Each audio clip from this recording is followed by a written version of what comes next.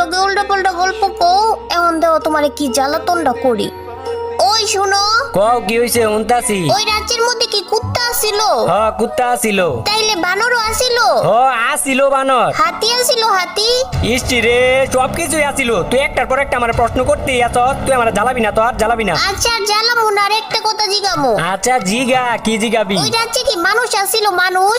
দেখ তো, তাইলে তো রাজা কাকা আর হলো সেনাপতি কাকা এগুলা কি গরু ছাগল আসিল? নবীর বাচ্চা নবী, তুই আর আমার লাগে একটা কথাও কবি না। না না না, আরেকটা লাস্ট আরেকটা প্রশ্ন।